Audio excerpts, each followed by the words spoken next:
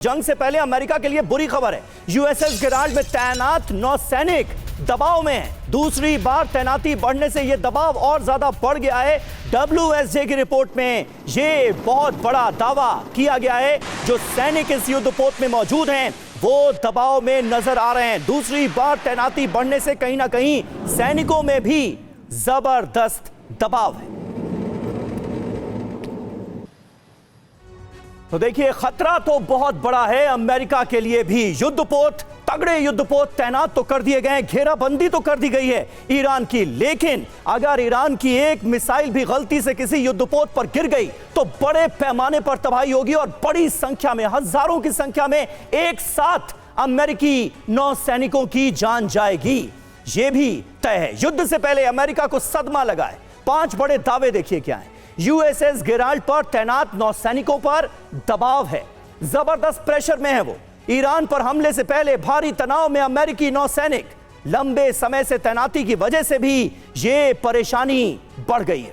परिवार से मिल नहीं पा रहे हैं अमेरिकी नौसैनिक। जून के बाद से यूएसएस गेराल्ड की दूसरी बार तैनाती बढ़ाई गई है और यह दबाव की बड़ी वजह है।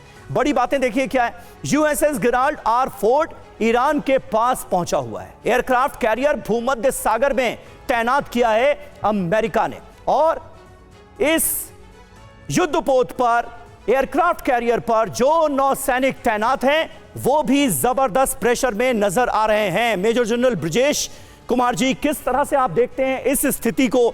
और कहीं ना कहीं एक खौफ, एक डर तो अमेरिका को भी है ही कि अगर अपने कदम आगे बढ़ाते हैं और इन एयरक्राफ्ट कैरियर का इस्तेमाल करते हुए ईरान पर हमला होता है तो ईरान के जवाब में बड़ा नुकसान हो सकता है।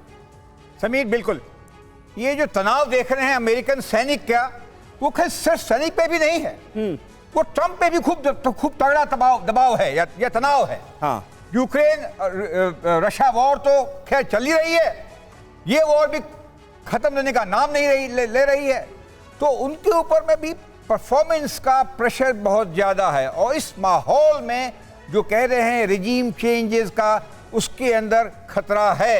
6-7 सिनेरियोज की बात करते हैं और उसमें कहते हैं सबसे तगड़ा सिनेरियो यही है कि ईरान कुछ कर बैठेगा अमेरिकन शिप्स के ऊपर में या एयरक्राफ्ट कैरियर पे। पहले भी दर्शकों को याद होगा, यूएसएस कोल को इन्होंने नष्ट किया था, इनके हूती ने नष्ट किया था 6-7 साल पहले। और ये नहीं चाहेंगे अमेरिका या उसके दोस्त जो मिडिल ईस्ट में हैं, किसी वजह से उनके लोगों के ऊपर में ईरान की बम वर्षा हो, जो भी स्वाभाविक है। इस माहौल में तनाव है और लगता है ये सिनेरियो कि ईरान कुछ करेगा इनके यूएसएस शिप्स के ऊपर में या बिल्कुल ब्रिजेश सर, और ये प्राइम टारगेट के तौर पर कैसे है ईरान के लिए, ये बकायदा ईरान ने अपने AI वीडियो के जरिए बता भी दिया। एक और सर बड़ी खबर का रुख कर रहे हैं। ईरान के राष्ट्रपति मसूद पेजिशकियान की चेतावनी भी आ गई है। अमेरिकी दबाव के आगे हम झुकने वाले नहीं हैं, ये मसूद पेजिशकियान की तरफ से कहा गया है। न्यूक्लियर बातचीत पर दबाव नहीं सहने वाले, दुनिया की ताकतें हमें झुकाना चाहती हैं, मुश्किलों से हार नहीं मानेगा ईरान, ये अपनी मंशा भी बता दी है ईरान ने। तो देखिए, अमेरिका जैसे दुनिया के सबसे ताकतवर मुल्क के सामने बुलंद हौसलों के साथ ईरान खड़ा हुआ अभी भी नजर आ रहा है। साफ कर दिया गया है कि ईरान किसी भी हाल में झुकेगा नहीं, अमेरिका से लड़ेगा। पेजिशकियान क्या संदेश देने की कोशिश कर रहे हैं? ईरान हर चुनौती का करेगा सामना, कितना ही दबाव क्यों ना हो, ईरान हार नहीं मानेगा। यूरेनियम संवर्धन पर समझौता नहीं करेंगे, यह भी उन्होंने क्लियर कर दिया। अब इसके पीछे रणनीति क्या है ईरान की, वो भी समझिए। ईरान के लोगों को एकजुट करने की पेजिशकियान कोशिश कर रहे हैं।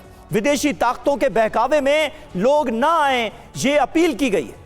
अमेरिका की धमकियों से ईरान किसी भी तरह डरेगा नहीं, अमेरिका के साथ पूरी ताकत से जंग लड़ेंगे, ये मसूद पेजिशकियान ने भी बिल्कुल क्लियर कर दिया है, साफ कर दिया है।